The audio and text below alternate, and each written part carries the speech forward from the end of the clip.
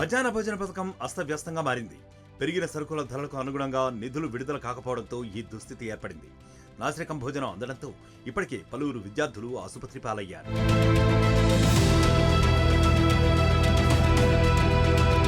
ఒకవైపు మార్కెట్లో పప్పు దినుసులు, కూరగాయలు, నూనె ధరలు భగ్గుమంటున్నాయి. ఏటా ధరలు పెరుగుతూనే ఉన్నా నిధులు మాత్రం అరకొరగా విడుదలవుతున్నాయి. మధ్యాహ్న భోజన పీఎం పోషణ పథకానికి కేంద్ర రాష్ట్ర ప్రభుత్వాలు సక్రమంగా చెల్లింపులు చేయడం లేదు. అందువల్లే పిల్లలకు నాసిరకం భోజనం అందుతోంది.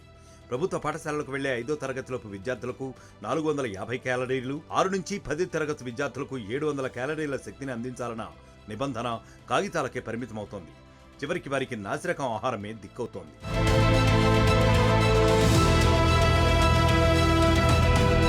తమకు ప్రభుత్వం చెల్లించే సొమ్ము గిట్టుబాటు కావడం లేదని వంట ఏజెన్సీలు గగ్గోలు పెడుతూ ఉంటే పర్యవేక్షించాల్సిన టీచర్లు చూసి చూడనట్లుగా వ్యవహరిస్తున్నారు. అందువల్లే బడిలో అన్నం తినే వారి సంఖ్య తగ్గుముఖం పడుతోంది. 1 నుంచి 5 తరగతుల విద్యార్థులకు భోజనం వండి పెట్టినందుకు ఒక్కో విద్యార్థికి 6.19 రూపాయలు, 6 నుంచి 10వ తరగతి విద్యార్థులకు 9.29 రూపాయలు ఇవ్వాలని తాజాగా కేంద్రం నిర్ణయించింది. ఇందులో కేంద్ర ప్రభుత్వం 60%, రాష్ట్ర ప్రభుత్వం 40% భరించాల్సి ఉంది.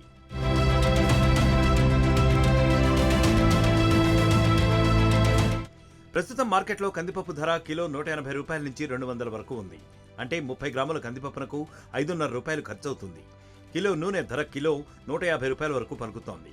7.5 గ్రాముల నూనెకు ₹1.5. కిలో కూరగాయల ధర సగటున 50 అనుకుంటే 75 గ్రాముల కూరగాయలకు 4 రూపాయలు ఖర్చవుతుంది. ఆ మూడింటికే సుమారు 10 రూపాయల వరకు ఖర్చవుతోంది.